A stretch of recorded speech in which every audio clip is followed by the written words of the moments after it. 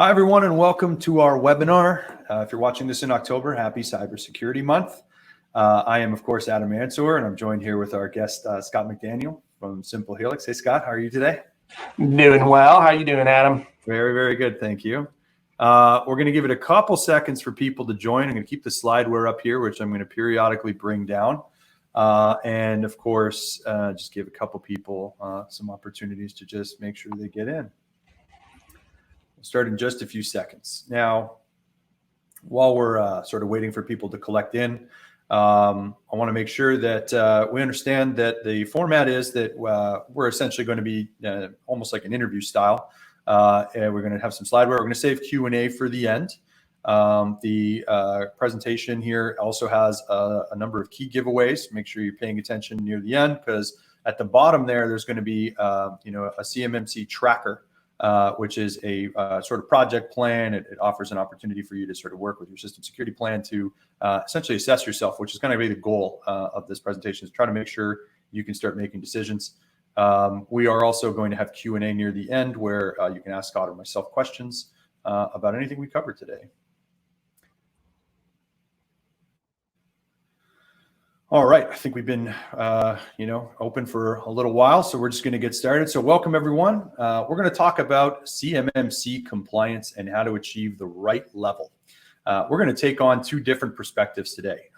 We've got an MSP provider in Simple Helix who has addressed many of the different CMMC controls, and we have an MDR provider, Intelligo Networks, where I work, which has also done a similar viewpoint. But we tend to look at these challenges a little bit differently. And so when you look at addressing these controls yourself, we want you to be able to understand whether you already address a particular control or you think you need a provider, and which one would offer the shortest time and least complexity for you in achieving your own level of compliance. So just to reiterate, my name is Adam Mansour. I'm a vCISO, virtual CISO with Intelligo Networks. We are a managed detection and response company. We basically take in data, find and stop threats on behalf of companies. Scott from Simple Helix is also here. Scott, do you want to introduce yourself? Yeah, Scott McDaniel, Vice President of Technology with Simple Helix. We at Simple Helix, we are a managed service provider, and we also operate our own Tier 3 data center in Huntsville, Alabama, with the true focus at compliance. Awesome. Excited to have you here. So the agenda is going to be to go through the controls covered by the teams, also to look at the IT management perspective of addressing those controls, giving you a little bit of experience, a little bit of indication as to when you might want an IT outsourcer. And so Scott's going to cover that angle.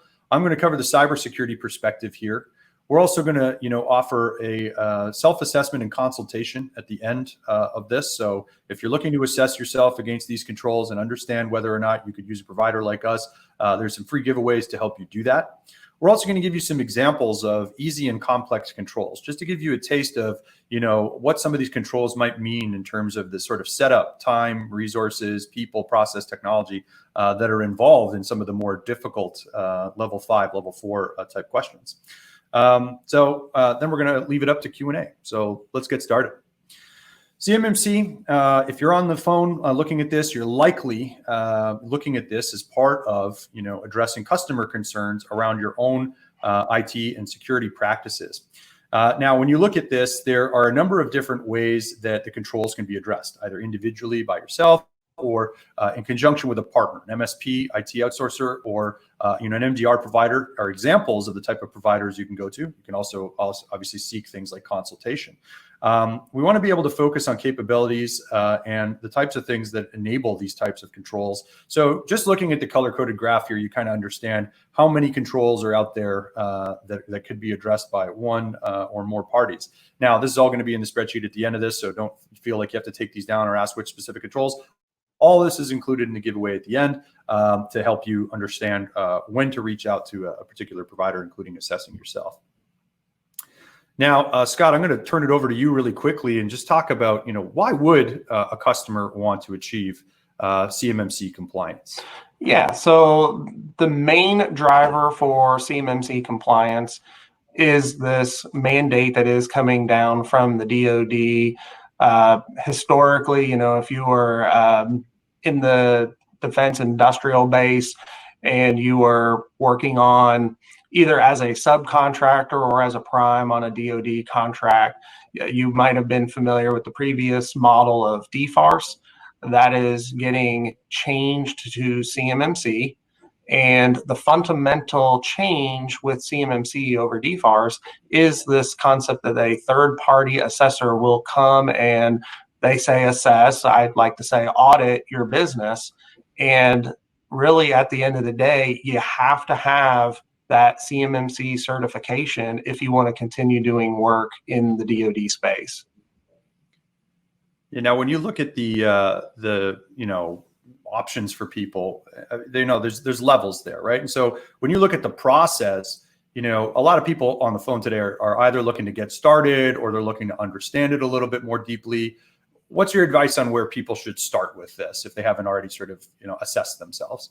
Yeah. So one of the great things about CMMC over DFARS is that DFARS was a all or none compliance standard. So it really didn't matter what it was that you were doing with the DoD or in the defense industrial base. You either did all the controls or you didn't do them, and it was very black and white. With CMMC, it introduces the concept of levels, such that if, say, you are maybe a prime contractor, you would have to go to a very high level, the highest being level 5. If you're a subcontractor and you're doing something that involves getting data from the DoD directly in order to make the new thing, right? So maybe it's, specifications for a mechanical option, or maybe you've got to go develop software and they're going to give you some data so you can develop that software. You might be a level 3. And then if you're a supplier, right, you're the guy that just provides raw materials and things like that, there's an option for you to be level 1. And so with that, the first step towards this is actually trying to figure out, what level you're going to be. But what they've shared with us is that, over 80% of the defense industrial base will be some level between 1 and 3. Awesome. Now, I guess for a lot of people on the call, this can get pretty sales pitchy. So we're going to make sure that you understand. We want to make sure when you are fulfilling a particular requirement. That's why we created, our tracker, to help you understand where you're at and to help you understand where we're at without having to ask us and get all kinds of decks and mappings and everything. Do your own gap analysis. But for people who are watching this, when do you think a partnership is necessary? And what does a partnership necessarily look like, Scott? Yeah. And then, with that, we also get asked here at Simple Helix quite frequently, well, there are parts and pieces of this I can do myself. Does it all have to be outsourced? And there's absolutely parts and pieces that you can do yourself. So, you could, in theory, do like your own gap assessment, for example, right? So you can get a copy of the standard, you can read the standard, you can start understanding I call controls, they call practices, they're the same thing. And you can definitely start going down that path. What we typically see quite frequently is that people do that and go, wow, this is pretty overwhelming. I would like to bring in some partnership and have some guidance. And that's, kind of where, Adam and myself, we kind of come in and start saying, yeah, we can absolutely help you through this process. Because at the end of the day, you got to be able to document and say what it is that you're doing from a cyber hygiene perspective. And then, of course, you got to prove that you're doing what you say you do. And, at CMMC level 3, there's 130 controls or practices that, have to be addressed. And so from that perspective, you may decide, yeah, I don't want to go do this all by myself. It would be nice to have, some expertise come in and guide us through the process. Awesome. Now, for those of you on the phone that are not part of the cyber defense space, you don't work with the DoD, should you still care about the CMMC and what it's done as one of the newer compliance frameworks out of there? And, when we look at this from a cybersecurity perspective, and I mean the threats that are going to shut down your business, ransomware, exfiltration of your data, breaches that you have to notify depending on your state or your province or your country, there's always a focus on, your vertical specific reason to do something, right? I got a credit card, I'm going to do PCI. I got ISO, I'm part of a government mandate to do ISO. Or I don't, have all the tools to audit myself like an InfoSec officer. I might go with something a little simpler like CSS. Or maybe you're buying something like antivirus software and you want to pick another framework like MITRE. All these acronyms, they're really, specific to sometimes a particular mandate from your company. But what I want to stress here is that CMMC also helps companies manage their risk overall, manage these threats. And all it takes is just a little understanding of how the attack lifecycle works and the thinking that goes into these protections. And when you think about how an attacker comes into your network and they get access to your critical systems, your data, your credentials, they try to establish themselves inside your environment and essentially deploy, malicious software or exfiltrate sensitive data and either hold it ransom or, simply fence it on the black market. There's a number of reasons why when you look at CMMC and you were to say, let's take that exact process and let's map the maturity levels of CMMC. Doing the more difficult things is also doing protecting you from some of the more critical issues, right? So you think about ransomware and the kinds of controls that would attack and defend, or finding an attacker that's trying to break into your environment. CMMC can also help you understand your maturity that way. The other benefit to CMMC, if you're a retailer or you're working through another compliance standard, is that it maps out, right? There are a lot of things in common with the CMMC standard and other standards out there, right? ISO, PCI, Nist 853, or the FedRAMP program, 800-171, which if you went through DFARS, you probably heard about 800-171. You're probably wondering what happened to 800-171. So we've also included this mapping inside of the tracker so you can get a feel for, hey, if I do this, what am I getting in terms of other controls?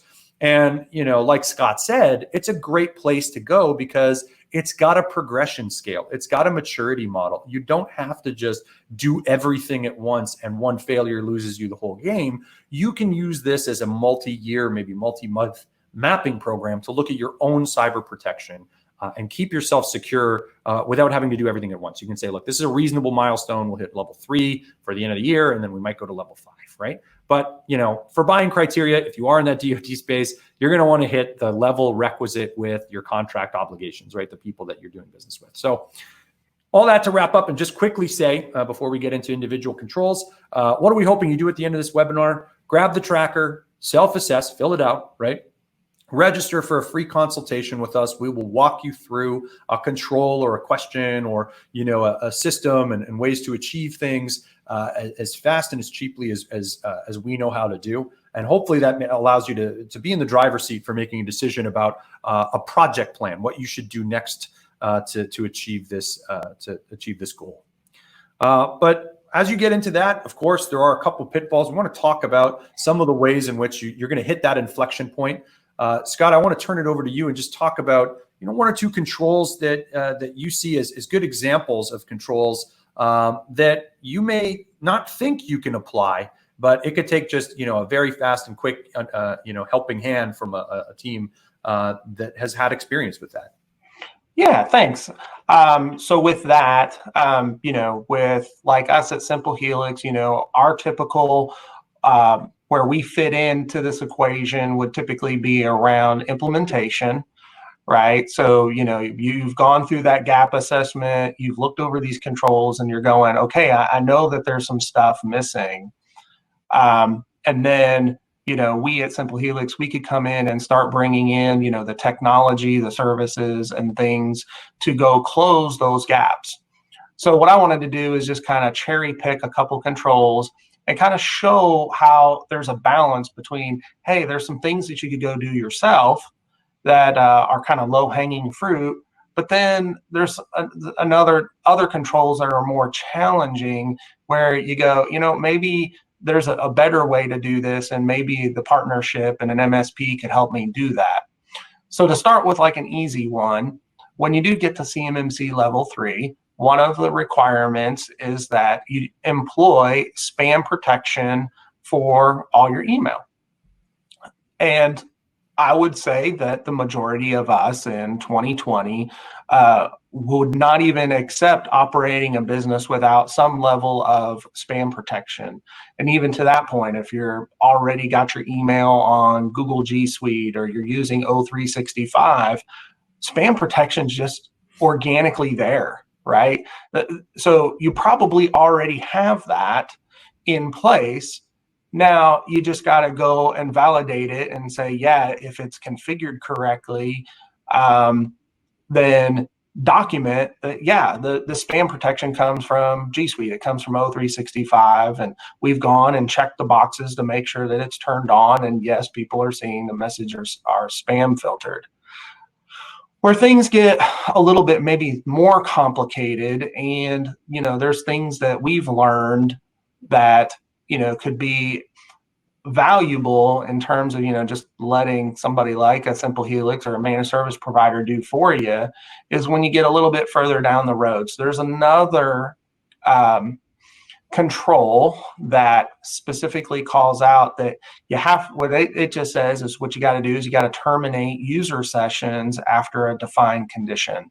So what's really buried in that somewhat vague and ambiguous language is things like, if you have a VPN tunnel, the VPN tunnel can't stay up forever. There's got to be a timeout that says, hey, if there's been no activity, make sure you turn the VPN tunnel back off.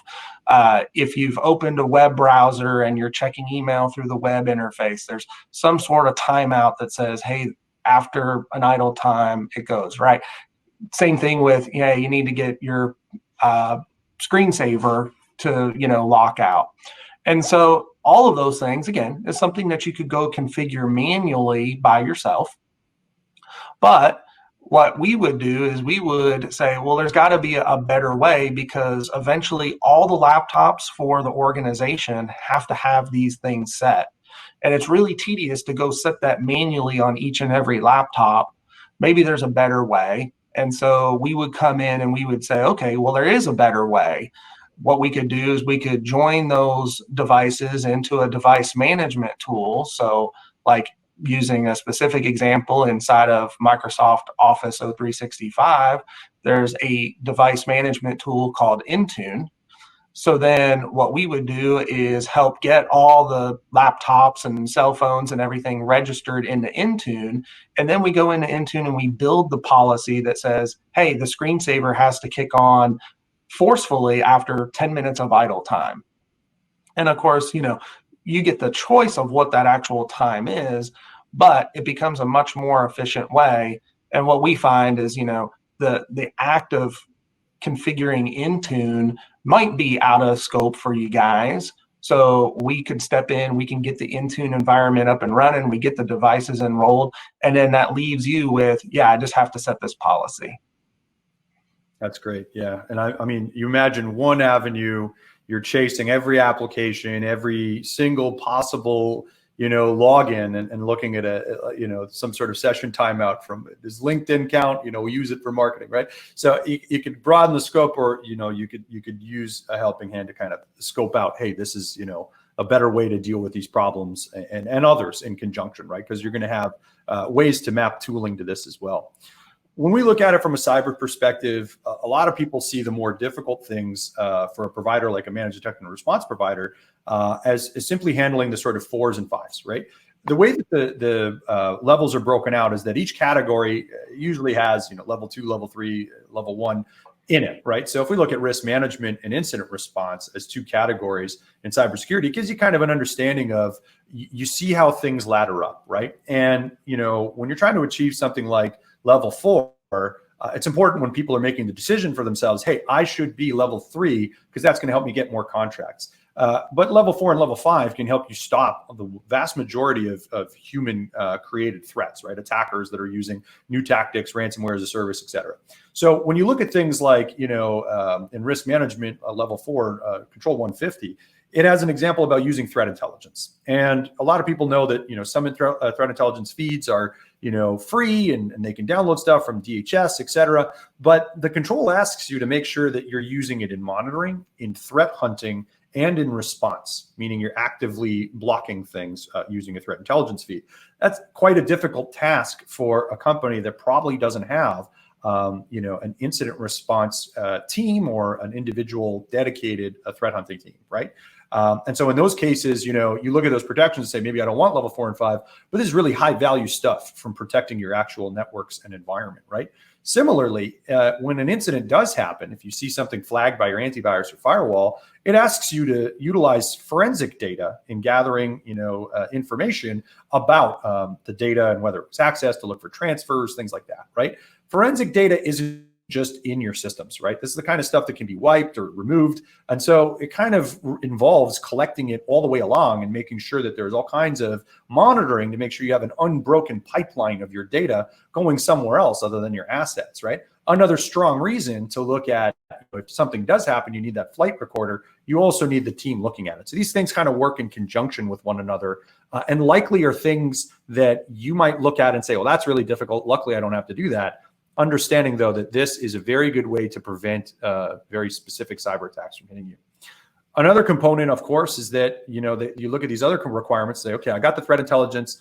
Maybe you have forensic data being collected, but they also want you to look at it, right? There's going to be the idea that you're going to be researching attacker techniques as part of this. One of the other controls in IR. Another one saying you need 24/7 response capability.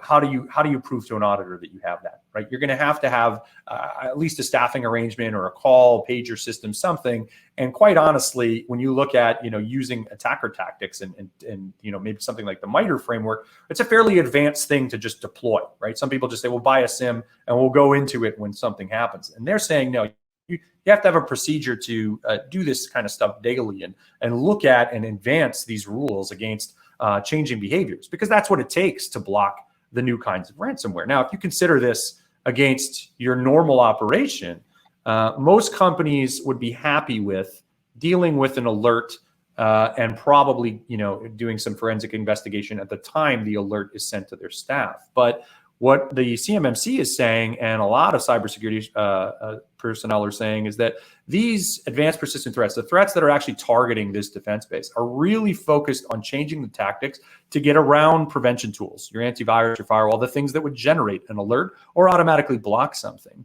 And so it is this event space that they are telling you to, use threat hunting and, advanced tools to do, and to make sure that when you get an alert, you're utilizing forensic to stop it, all before somebody can deploy something like ransomware or essentially what we call material damage, right? Causing you an outage or stealing your data, and you have to notify of a breach. So when you look at this and say, interpretation of these standards and interpretation of what you're getting out of them may dictate whether or not you think you're getting better value out of a provider rather than just more compliance, right? Yep, absolutely. Yep. Now, I'm just going to recap again. CMMC implementation is easier when you have experience in not only interpreting controls, but applying them through tools, whether they are IT tools, things you already have, think disk encryption, think anti-spam, think, Intune and policies in your Windows directory that you probably haven't, taken a look at since setup. Cybersecurity capabilities, training your staff and building out a threat hunting team and, advanced tactics to block attackers, to meet, the full-time job of an attacker head on with the same skill set. Quite difficult to put in-house, specifically when you're looking at protecting the operation from those advanced attacks. It's probably just not cost efficient, right? And that's really all we're saying is evaluate what you have and what you're doing, and prove it to yourself, right? Understand for yourself whether those kinds of things are acceptable risks for you, or within the current purview of your assessment, or if, like most people we talk to, you're in a rush to get as much done as fast as you can, and it's simply faster and better and easier to just get it done with some help. Now we're going to just go over some of our resources. Again, I know we kind of pitched it 3 times, but just to hammer what the point of this session is, please download our tracker. It doesn't have any spyware in it. We're not going to watch you, filling it out or anything. It's just, a spreadsheet so that you can fill out the controls and help yourself understand your current status. We also produce white paper. There's content coming out from us all the time, but a white paper on manufacturing and cybersecurity and that threat landscape that we keep talking about from a risk perspective. that, you know, is really kind of human driven, and the horror stories you hear, we really want to make sure that that doesn't happen to you. So check out our white paper as well, and the resources at the bottom of the page. Scott, you've also got some great things for everyone. You want to talk about those? Yeah, absolutely. So from the Simple Helix side, you know, definitely check out our guide to understanding CMMC compliance. So, you know, it talks through the, hey, you know, there's this, you know, these kind of steps that you need to walk through, and, you know, hey, let's not rush just to, hey, I'm going to go get an antivirus tool and slap it on and start implementation, but, you know, let's get, you know, a gap assessment done, which builds to a project plan so that we actually implement based off of a project.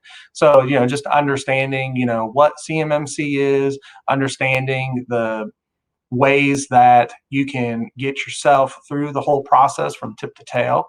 We also have our Simple Helix CMMC solutions brief that, you know, talks about the solutions that we specifically have at Simple Helix, and we've bundled many parts and pieces along with adding managed services on top of those tools and those pieces to get you through quite a few of the controls. Obviously, with us, you know, we're focused in the IT space. So, you know, there's some sections of CMMC that relate to, say, the physical security of your office space. Well, you know, I don't have a solution for that. I can't help you with the physical solution, but I can absolutely help you with laptops, desktops, firewalls, all those type of things. So we talk about that in that solutions brief. And then when you go to, say, like Microsoft Office 0365, you know, there's many license choices within that. And there's also different environments for meeting the different levels of CMMC. So we have tried to decomplicate that as much as possible with our 0365 license map. And you can take a look at that and say, okay, yeah, I think I know my business. We need Word and Excel and Outlook and those things, but I need to be in the right environment, and that kind of help you get going in the right direction. And we also have another event coming up. So, you know, if you guys are in the subcontractor space and you're curious about, well, what are primes going to be doing when they get a new contract that requires CMMC? What are they going to flow down to me? We have another event coming up where we've actually got together a couple of the CISOs from some prime contractors, and they're going to have a conversation and kind of share what it is that they are expecting to do and what they're prepping subcontractors for. And, you know, we'd welcome you all to come out and check that out. So with that, I hope, I hope we got some questions rolling in. That's my favorite part of these presentations.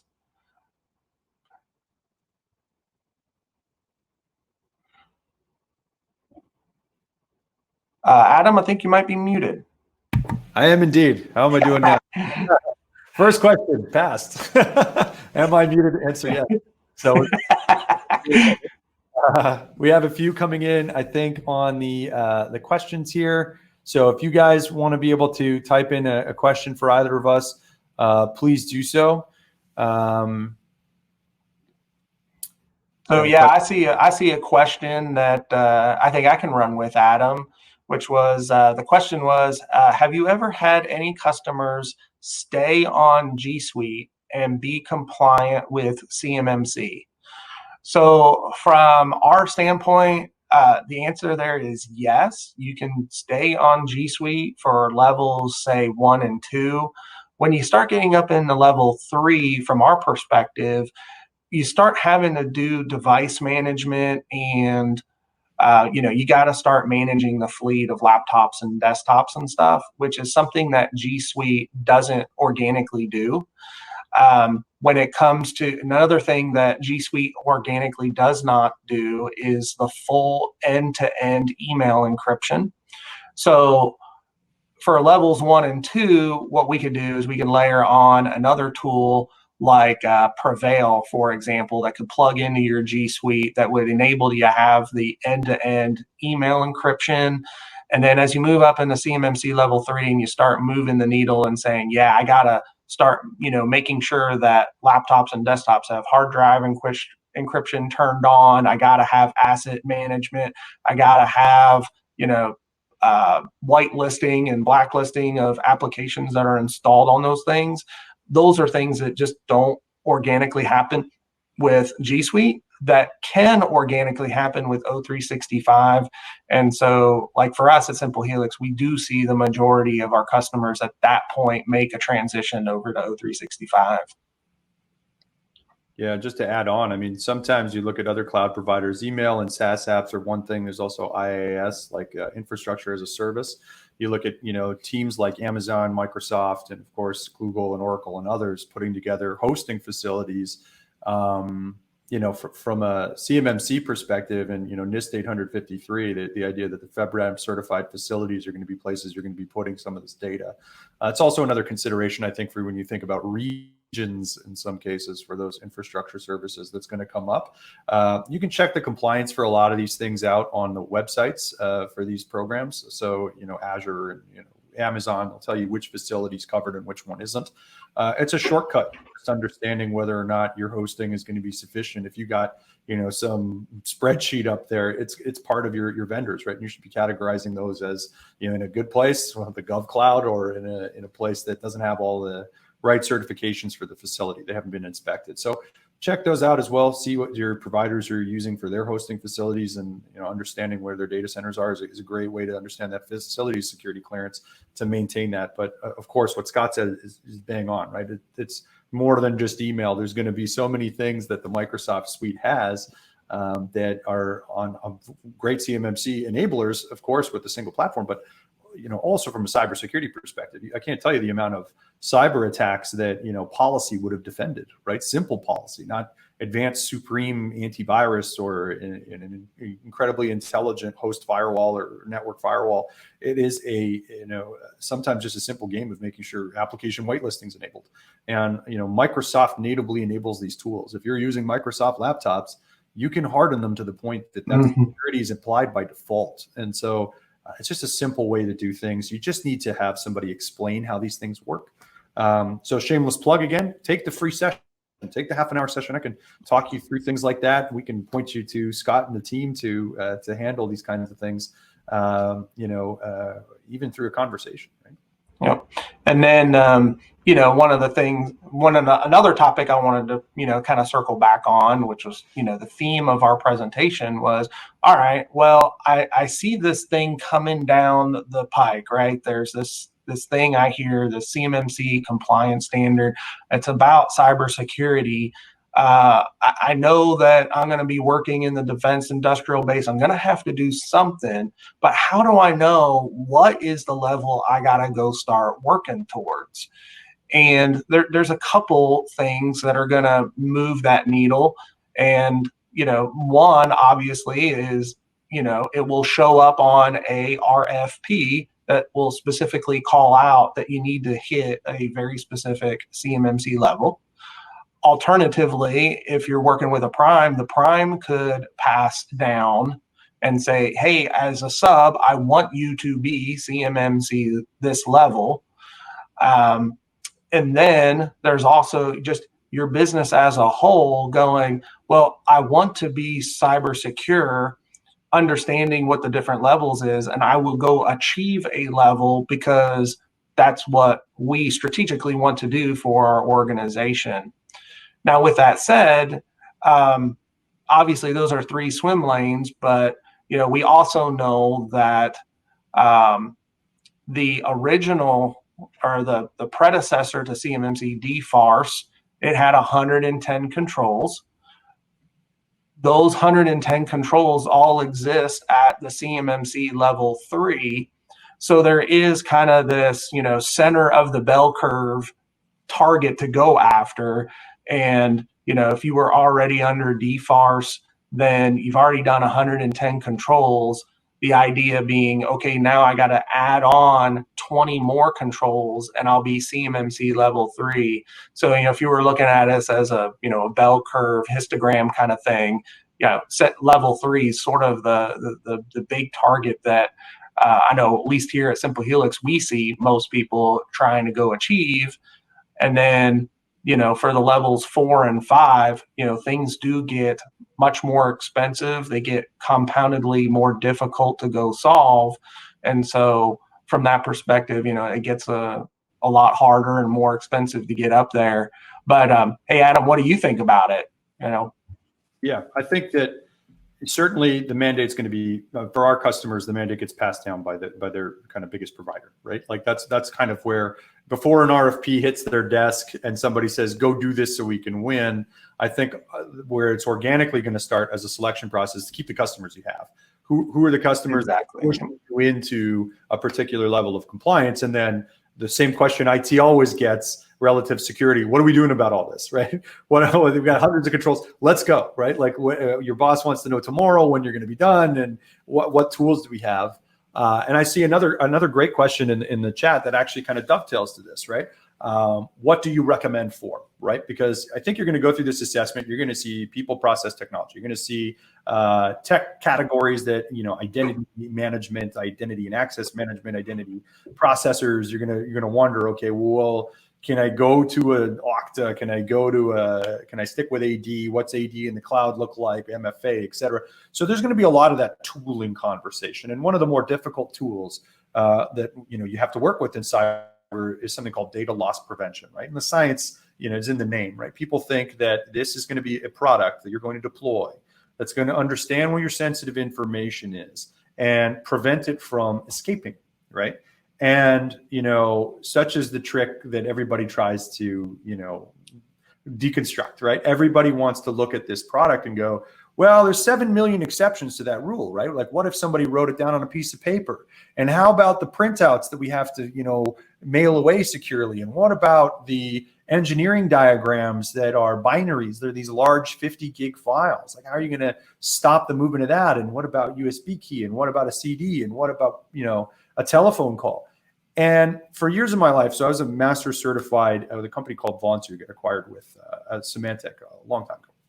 And so I've spent years of my life in this exact position where, as not only a technology consultant, but as a process consultant, I was using it for things like ITAR compliance. If you understand those export restrictions, you understand the kind of documents and the kind of companies that I was working with. We have MIX or some special 3-letter agency as our clients. Some things are air gapped, right? So you're looking at that and going, we're not going to get any software there. We're not going to get any, details on this stuff. And here's what I'd say is that by and large, these tools are trying to use the content and the way that it's used to set up certain alerts or things that allow you to at least detect and hopefully prevent the loss of information, right? But one of the key things that you should be doing is understanding that by limiting your attack surface, by limiting the amount of ways that an application can be used and data can be sent in the first place, just the application, you cut down all the factors tremendously. By letting people install their own software, you have one thing. By allowing any cloud provider using your laptops and machines, you're exponentially creating those avenues, right? And so for unstructured data like retailers and credit cards, there's that whole false positive thing, right? A lot of things look like a credit card number in IT.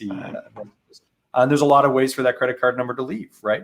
And so just understanding that it's not a perfect science and starting with the idea that you're going to just dictate how acceptable usage is performed with your company, what cloud apps you have, creating policies around the installation of unused software, simple things that just reduce the amount of data transit mechanisms, and a good security awareness program will help you kind of get through even basic things like privacy controls, right? Maybe you're in the UK and you're worried about GDPR.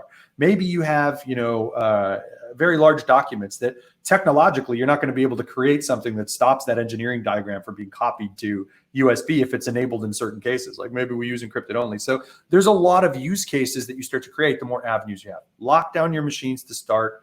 Look at whether you're using unstructured big document data or structured data, And then as soon as you have those use cases documented, that's when the time is to go shopping. Right now, for me to tell you in a vacuum, Vertasys or Semantic DLP or, Raytheon is the best for you because it's too hard to say in just what's the best one, because it's really use case specific. And in many cases, you don't want a DLP. All you want is sort of a flight recorder like EDR that can watch what your software is doing, right? The kind of things that Shameless Plug are included in managed detection and response. So that if you suspect bad things from happening, you have a sort of recording of what's going on, right? File analysis, another great opportunity for you to see what permissions did someone have before they leave? What documents did they access? Are there document patterns, sort of out of whack with normal access behavior? Simple things like that can kind of get ahead of HR related insider threat issues, rather than can we make sure every kind of document and issue we have around sensitive data can't leave, right? Which lockdown use case.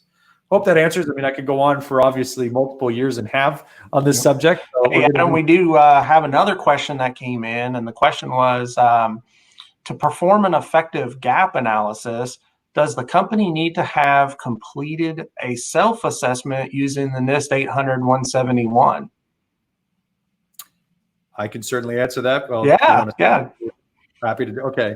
So Nist 800-171A, because there was versions of this too, right?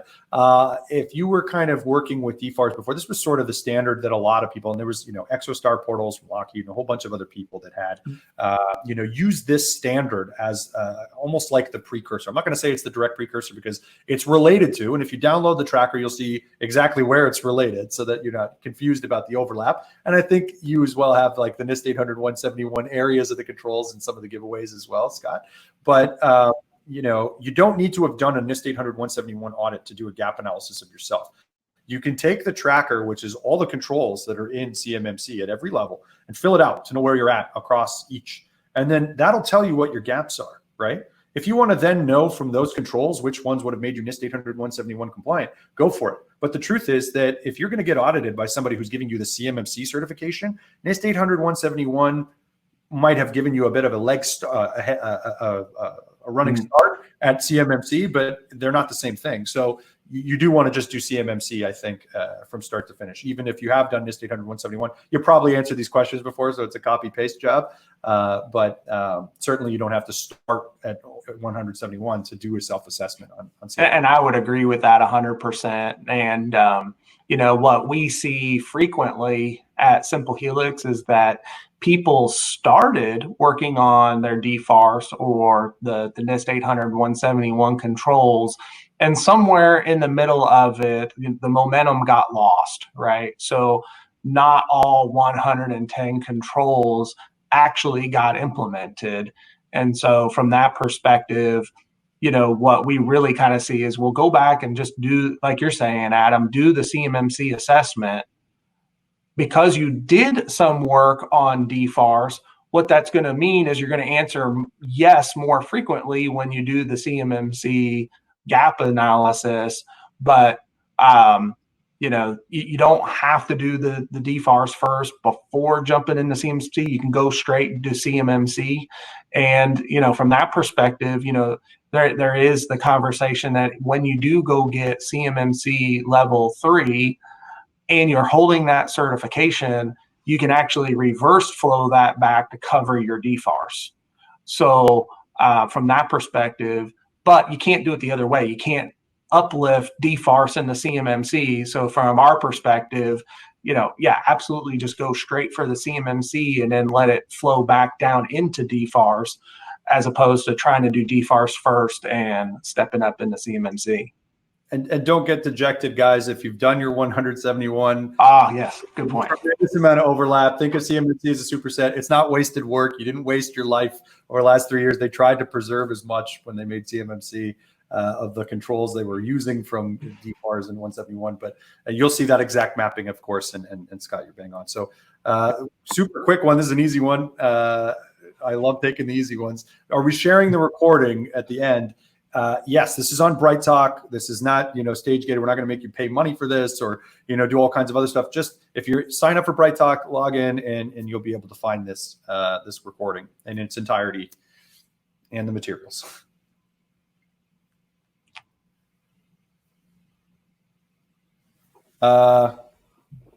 We do have a couple more minutes. I'm going to plug the next step slide, I guess, because that's kind of a, we kept talking about, do CMMC self-assess.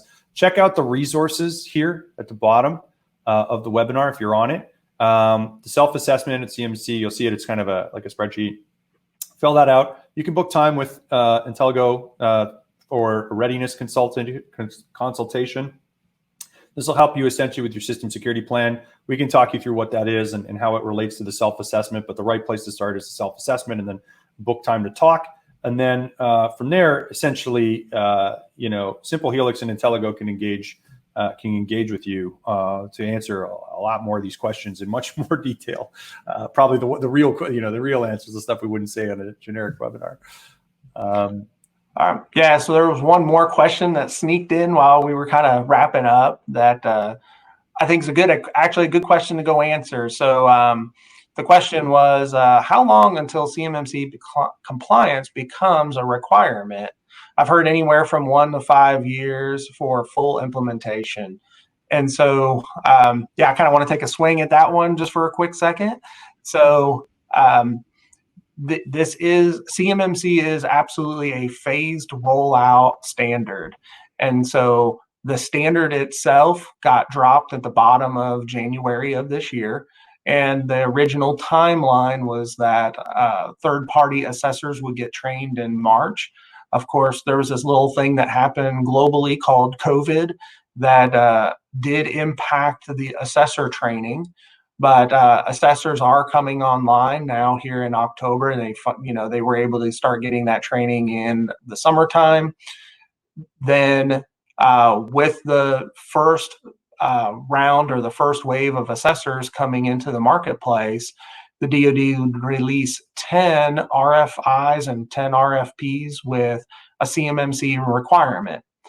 With that, you get the choice of whether you want to move forward with that RFP.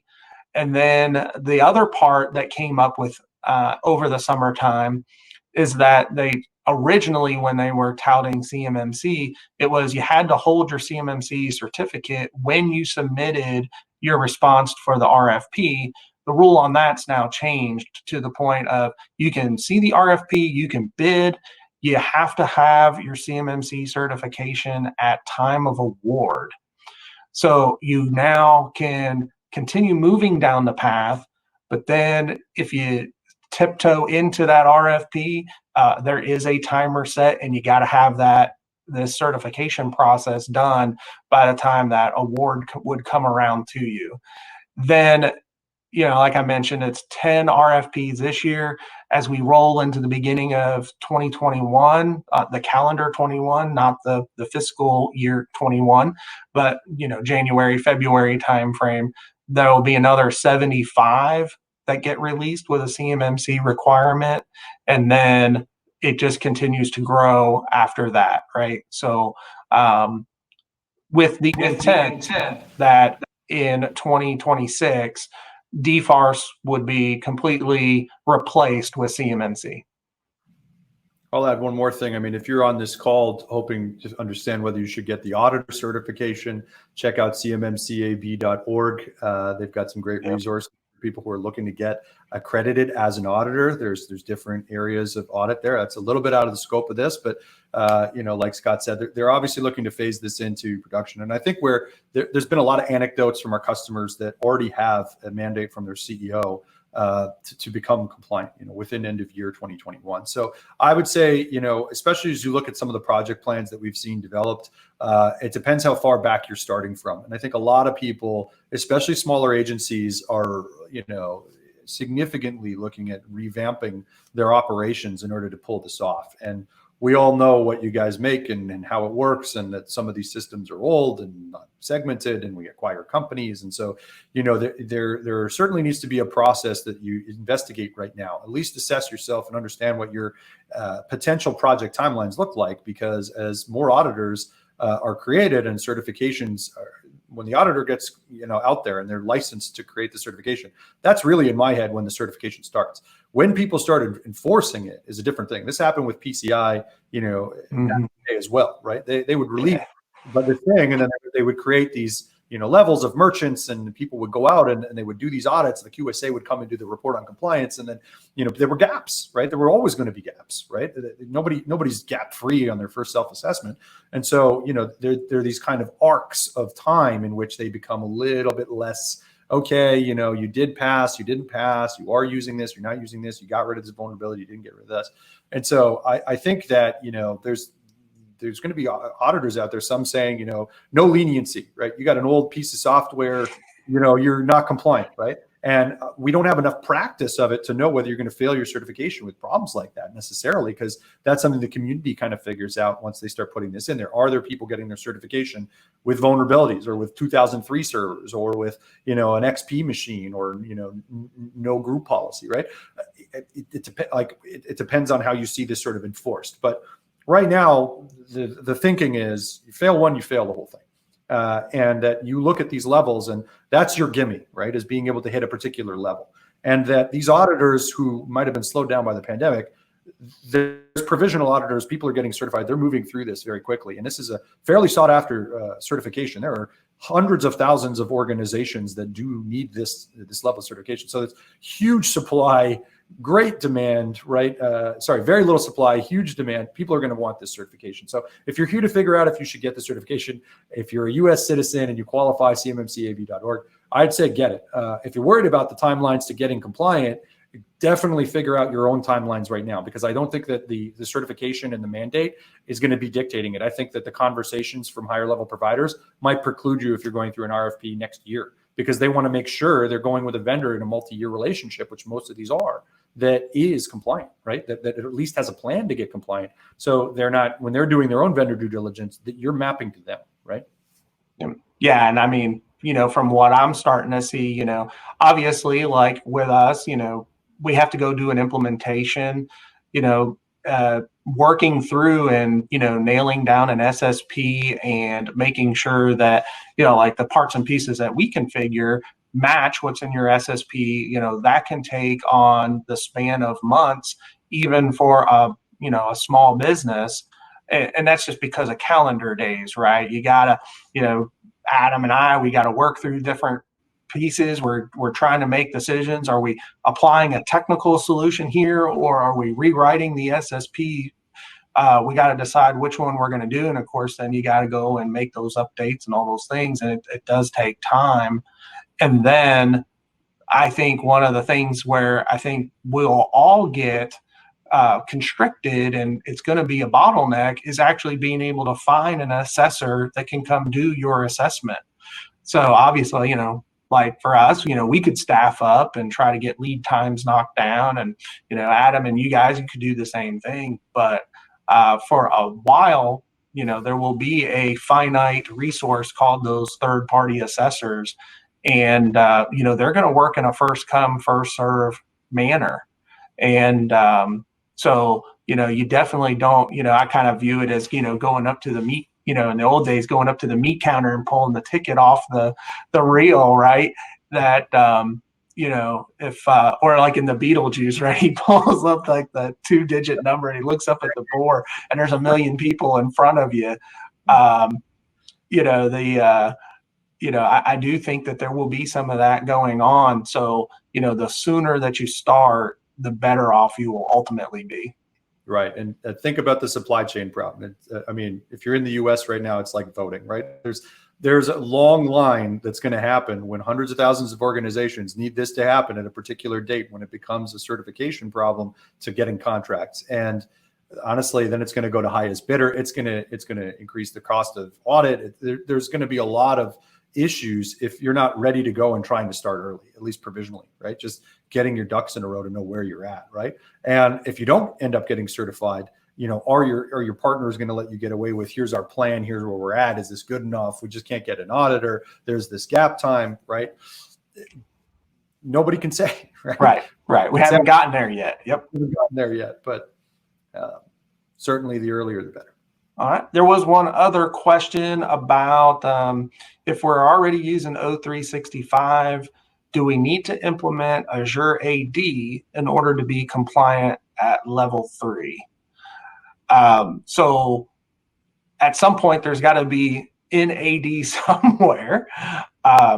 And then like with us at Simple Helix, we do marry, on-prem existing Active Directory servers back into O365 so that, there is that single source of truth for user accounts.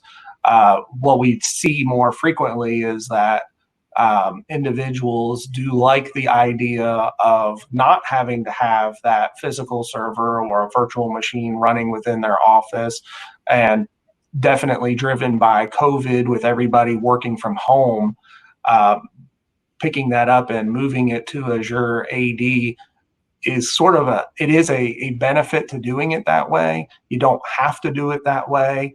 And we would just evaluate what's going on in your business there to decide which way you're going, right? If you're manufacturing and you got a bunch of legacy applications, that drive, old presses and things like that, and they're expecting an Active Directory server to be there to function correctly, you can't just rip and replace it. But maybe you're a newer company and you don't have some of those legacy tools or applications, then if you got the choice, we would of course recommend that you just go Azure Active Directory, because it just makes you more nimble, it makes you more flexible, kind of future-proofs you a little bit better. And if you're going to go through the effort of getting Cmmc certified, you kind of want to future-proof it the best you can. So, it's a recommendation, but you don't have to do it that way. From a security perspective, if you are sitting on Office 365, I have to highlight, it was a topic earlier that Scott brought up, which is, what are you doing on your laptops, right? Do you have group policy applied there, right? We talk about Azure in the cloud as if, it's governing mostly. When we say Office 365, I think people are just talking about, Teams and SharePoint in their email, right? And, Office 365 and Azure they're very contiguous when you start to talk about management of your devices, right? Because, maybe you're not running remote desktop in Azure, maybe your servers aren't in Azure, maybe you're just asking if Azure Active Directory, the server, is really governing the identities for Office 365. Is that enough? And like Scott said earlier, no, it is not. Whether you are running a laptop or a server, in or out of AD, it is governed by a policy. That policy cannot be delivered through Office 365. It is delivered by the governing tool that manages your laptops and your workstations. Intune, Active Directory group policy. It's a function of a Windows server. It's a server role that is, not the directory of usernames and passwords. Multi-factor authentication. We talk about this all the time. Microsoft MFA. It's another server, right? It's got to do with adding tokenization to your identity process, so people don't just lose their usernames and passwords, hack right in, right? So there's a lot that happens in governing your Microsoft laptop, level 1, 2, and 3, that is going to happen on these directory servers. And this is exactly Scott's point earlier when we talk about, anti-spam's there in Office 365, but Intune, you may have it, you may not. We probably have no idea how to do all this stuff, right? So, what's going to govern the policies on the workstation is a huge thing, because from a threat perspective, there's so many times where we feel terrible that we get to an incident response case that beat the antivirus, beat something else, and they're like, what else could we have done? And it was like, it is inside the software. It's in the restrictions you could apply in Active Directory. There is a lot there. Yeah, I could belabor that forever. All right. I think we're good. Any more questions? Feel free. I think you know how to get in touch with us. R2D2's behind there. You just have to be able to drop the code in, and he'll come and get us with the emergencies. But you can contact us. Use the links below. I appreciate all of your time, Scott. Thank you so much for joining us today. I hope you found this helpful. I hope you join the next Simple Helix webinar and get in touch with us for that free consultation. Fill out that stuff and make it to CMMC level 5 as fast as you can. There you go. All right. Yeah, that was great. And again, my sentiments as well. Thank you, everybody, for joining, and look forward to talking with you all soon. Cheers. Thanks, Scott. Bye. Bye-bye.